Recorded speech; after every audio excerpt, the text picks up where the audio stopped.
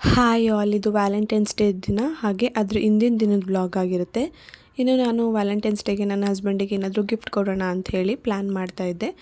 ಆವಾಗ ಅನ್ನಿಸ್ತು ನನಗೆ, ನಾನು ಹೊರಗಡೆಯಿಂದ ತಂದು ಕೊಡೋದಕ್ಕಿಂತ ನಾನೇ ಏನಾದರೂ ನನ್ನ ಕೈಯಾರೆ ಪ್ರಿಪೇರ್ ಮಾಡಿ ಕೊಟ್ಟರೆ ಚೆನ್ನಾಗಿರುತ್ತೆ, ನನಗೂ ಕೂಡ ಖುಷಿ ಆಗುತ್ತೆ, ಹಾಗೆ ಅವ್ರಿಗೂ ಕೂಡ ಖುಷಿ ಆಗುತ್ತೆ ಅಂಥೇಳಿ ಏನಾದರೂ ಮಾಡೋಣ ಅಂತ ಥಿಂಕ್ ಮಾಡಬೇಕಾದ್ರೆ ಅಂದ್ಕೊಂಡೆ. ಫಸ್ಟು ನಾನು ಏನಾದರೂ ಫ್ಲವರ್ ಬೊಕ್ಕೆ ಥರ ಮಾಡಿಬಿಟ್ಟು ಕೊಡೋಣ ಅಂತ ಅಂದ್ಕೊಂಡೆ. ಬಟ್ ಆಮೇಲೆ ಅದು ಬೇಡ ಅಂತ ಅನ್ನಿಸ್ತು. ಸೊ ಅದಕ್ಕೋಸ್ಕರ ಇವಾಗ ಒಂದು ಗ್ರೀಟಿಂಗ್ನ ಕೂಡ ರೆಡಿ ಮಾಡ್ಕೊತಾ ಇದ್ದೀನಿ. ಗ್ರೀಟಿಂಗಿಗೆ ಫಸ್ಟು ಎಷ್ಟು ಬೇಕೋ ಅಷ್ಟು ಪೇಪರ್ನ ಕಟ್ ಮಾಡಿಕೊಂಡು ಅದನ್ನು ಫೋಲ್ಡ್ ಮಾಡಿ ಇಟ್ಕೊಂಡಿದ್ದೀನಿ. ಹಾಗೆಯೇ 2 ಹಾರ್ಟ್ ಶೇಪಲ್ಲಿ ಕಟ್ ಮಾಡ್ಕೊಂಡು ಇಟ್ಕೊಂಡಿದ್ದೀನಿ. ಹಾಗೆ ಹಾರ್ಟ್ ಶೇಪಲ್ಲಿ ಕಟ್ ಮಾಡಿರುವಂಥ ಪೇಪರಿಗೆ ನಾನಿಲ್ಲಿ ರೆಡ್ ಕಲರ್ ಪೇಂಟನ್ನು ಹಾಕ್ತಾಯಿದ್ದೀನಿ. ಇನ್ನು ಪೇಂಟ್ ಮಾಡಾದಮೇಲೆ ಅದನ್ನು ಡ್ರೈ ಆಗೋದಕ್ಕೆ ಅಂತ ಇಟ್ಟಿದ್ದೀನಿ.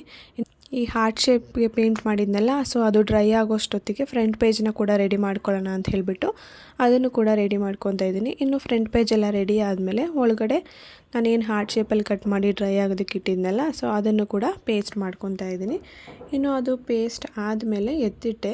ಈ ಗ್ರೀಟಿಂಗ್ನ ನಾನು ವ್ಯಾಲೆಂಟೈನ್ಸ್ ಡೇ ಹಿಂದಿನ ದಿನ ಮಾಡಿದ್ದು. ಸೊ ಮಾಡಿಬಿಟ್ಟು ಎತ್ತಿಟ್ಟಿದ್ದೆ ನನ್ನ ಹಸ್ಬೆಂಡಿಗೆ ಗೊತ್ತಿಲ್ಲದಾಗೆ. ಇನ್ನು ನಾನು ಡ್ಯೂಟಿಯಿಂದ ಬರೋಷ್ಟೊತ್ತಿಗೆ ವ್ಯಾಲೆಂಟೈನ್ಸ್ ಡೇ ದಿನ ನನ್ನ ಹಸ್ಬೆಂಡು ನನಗೋಸ್ಕರ ಒಂದು ಗಿಫ್ಟ್ ಕೂಡ ತೊಗೊಬಂದಿಟ್ಟಿದ್ರು.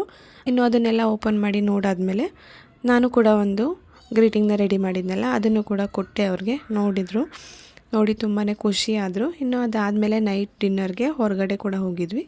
ಇನ್ನು ಡಿನ್ನರ್ ಮುಗಿಸ್ಕೊಂಡು ಬಂದ್ವಿ.